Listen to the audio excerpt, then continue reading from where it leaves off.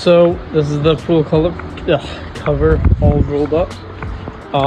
There's supposed to be a bag in this little contraption area over there, but it's not there right now. So usually you would put this in a bag, you'd have to pick it up. I couldn't really do that myself, it's pretty heavy. But the second step, you usually get straight to vacuuming, or what's important is to put down these little I don't even know what to call them, anchors. Yeah, anchors. So if anyone trips on this, you can actually get sued, and that's a liability. So you need to put these down fully before letting anyone swim in this pool or even be by this deck, so you don't get sued. So this is the tool that I prefer to use. It's super easy. Just put down the anchor, just slide it in, put it down, just like that. And you don't have to use like a screwdriver to turn it or anything. Just pull the trigger, and I'm gonna go get this pool done.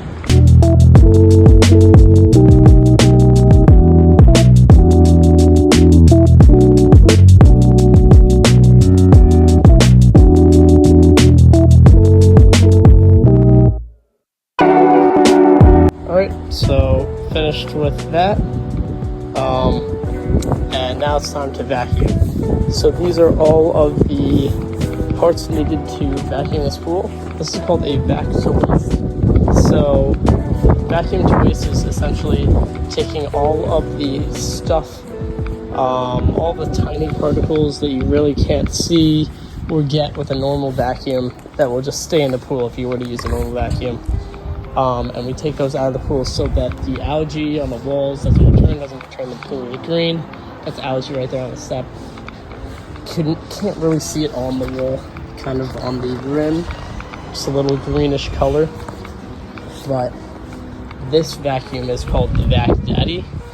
And this hose is going to be put in the pool and attached to the vacuum head and the pole so that I can actually vacuum in the pool. And this is called the discharge hose, which you hook onto the other end of the Vac Daddy and you vacuum it out to the street.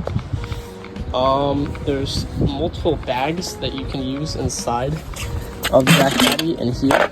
We don't have one in right now, of course, because we're not using it, but I'm going to use this one today to allow the leaves, the bigger leaves in the pool, to get caught in here, as they're not going to go through this tiny little stitching and still wind up in the pool, but the algae and everything will go through the stitching and exit out that hole into the pool, into the street, and then we'll be all good.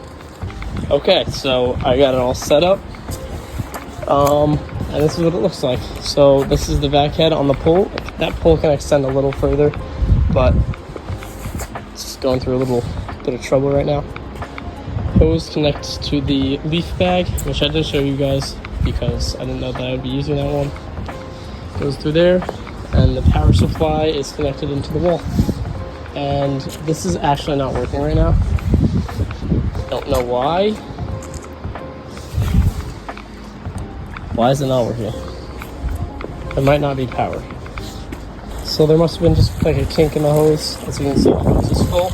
It's pumping out water, and it is going down to the street, which is completely legal, and you don't have to worry about anyone giving us a hard time.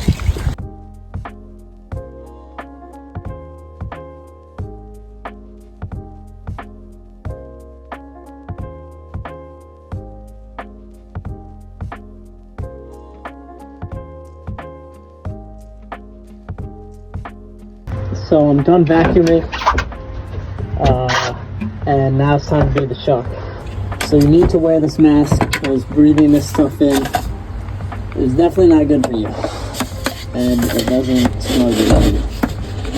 So for this pool, it's relatively small. We're going to use 3 of these cups to be efficient. I'm just going to put it in this blue bucket.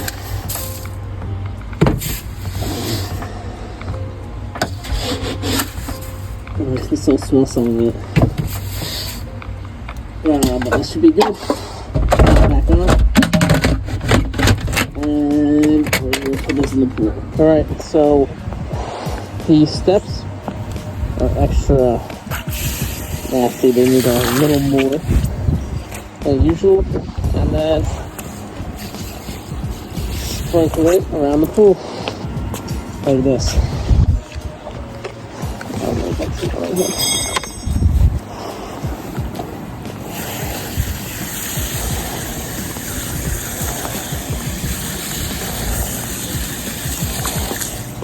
Typically you want more in the deep end just because there's more water here, more space. But it doesn't really matter, especially in this small pool. But now we're gonna get to brush it. So now, just like I vacuumed it, I'm gonna brush the entire pool, especially the walls, because that's what I couldn't vacuum. We'll start with the steps.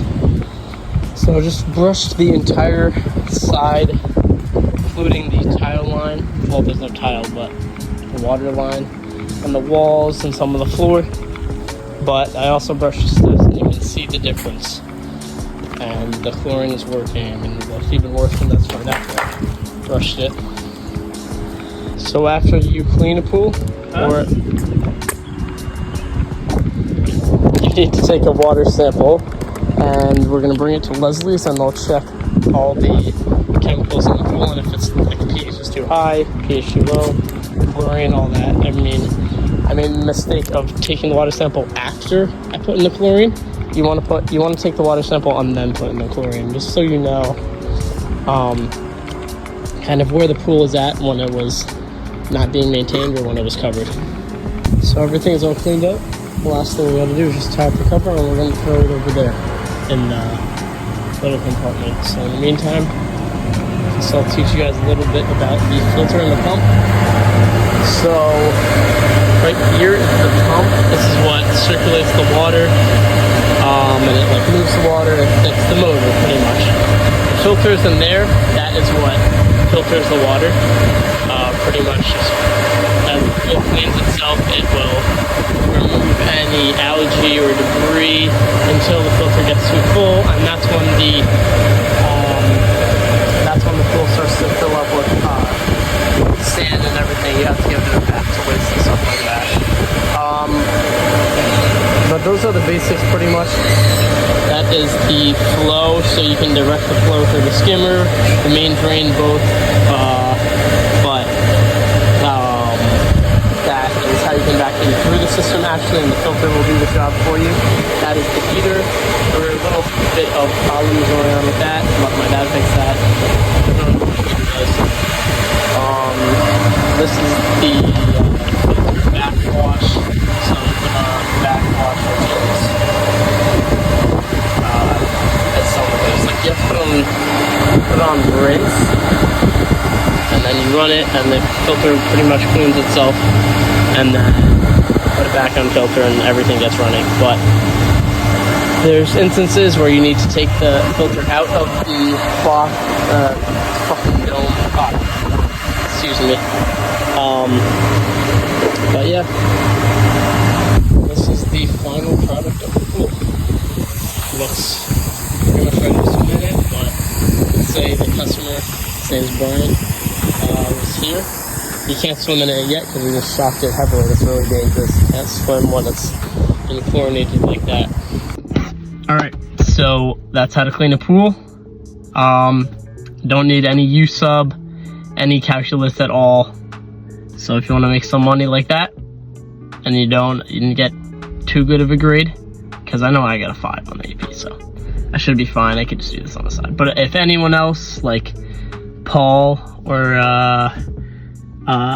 Liv, maybe you guys want to clean pools because you're not going to get a job because I know the AP test was hard for you guys at least. Just, you know who to call. All right, that's it.